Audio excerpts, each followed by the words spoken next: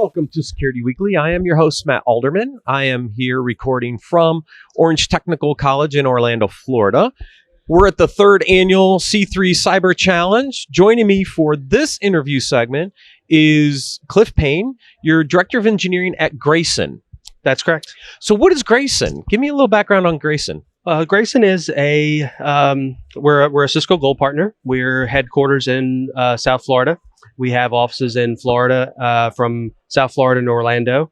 Our main business is Cisco Systems. Okay. And this is, our main focus is helping out clients from a IT standpoint, helping them design systems from security, data center, and networking. And that's our is. Right. And you do a lot of work with the school districts in the state of Florida? We do. We have clients down in South Florida from Broward, Dade, as well as up here in Orlando in Orange County. Those are some of our main clients. And you help them with kind of all the networking components? We do. Within the security from a routing standpoint and firewalls, as well as a lot of their UC from a phone system standpoint. Got it. So what are some of the big challenges you see in the different school districts when it comes to from a cybersecurity perspective, right? I mean, if we think about where we are in the environment today, right? Our schools are interconnected. Our students are connected constantly online. What are some of the big challenges the school districts are trying to solve? So from a school district standpoint, it's normally revolves around budget. So they have little budget, or their budget needs to be stretched really thin. So where we see the biggest challenges is trying to stretch their dollar. So trying to give them the best of breed as well as a cost-effective solution, so that will help them from not just a protection standpoint, but also a future-proof standpoint. So trying to help them out with their solutions and designs that can take them 3, 5, 7 years, because a lot of times school districts needs to plan many years in advance for curriculum and stuff like that. So trying to help them maybe not stay at the bleeding edge, but as close to possible so they can plan their curriculums out.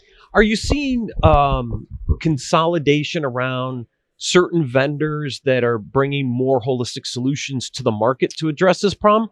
Or is it still a lot of individual companies that have to be integrated well together? The latter. So It is still a lot of point solutions.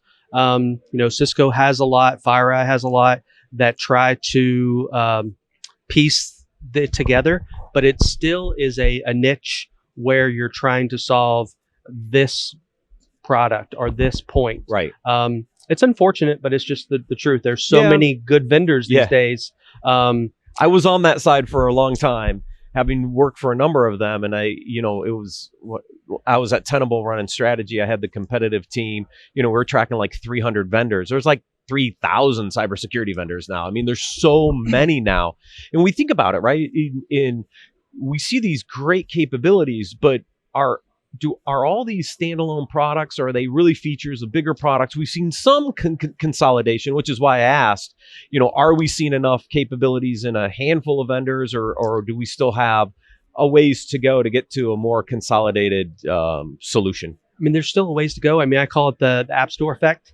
There's so many vendors and there's so many startups that create great products.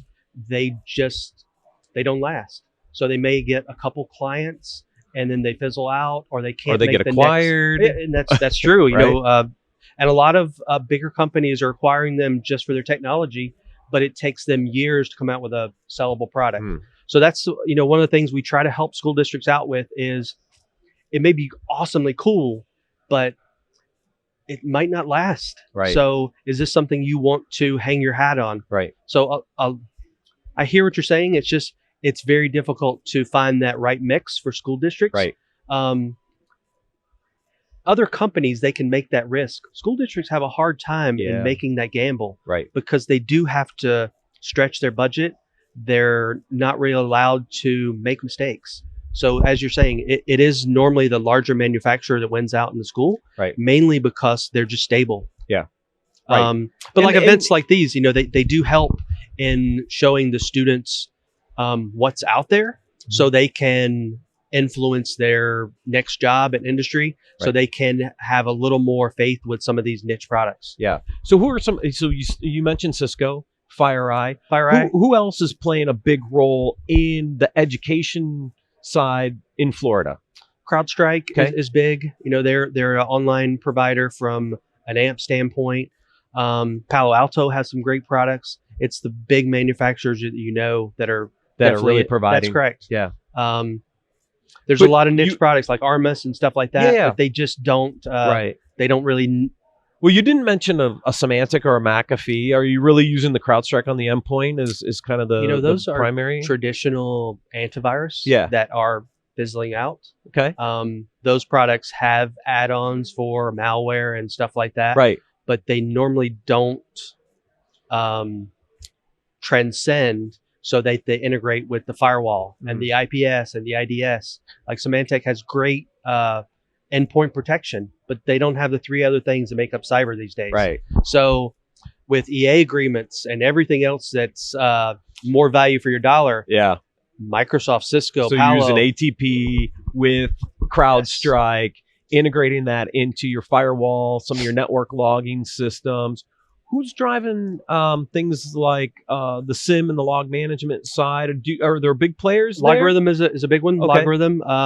Splunk is always going to be there. Right. Splunk just takes a lot of effort at times, but Splunk, Logarithm, I'd say are the two main ones these days. Oh, got it. From a SIM standpoint, and from a SOC, we're seeing more and more managed SOC. So like Arctic Wolf or something like that. Right. Because a lot of school districts, they don't want to own a SOC, so they'd just rather outsource it to a product.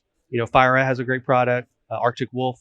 Right. I was just talking to Robert, the CIO here in Orange County Schools. They outsource their SOC, right? And so it's just it's hard to staff it yourself with probably the limited resources you can have in the school district to run your own dedicated SOC. In a lot of cases, a school district or a company, they're looking for cyber insurance to be included with the SOC. Okay. So a lot of SOCs and managed SOCs have that relationship with insurance companies. So schools just don't want to take the risk.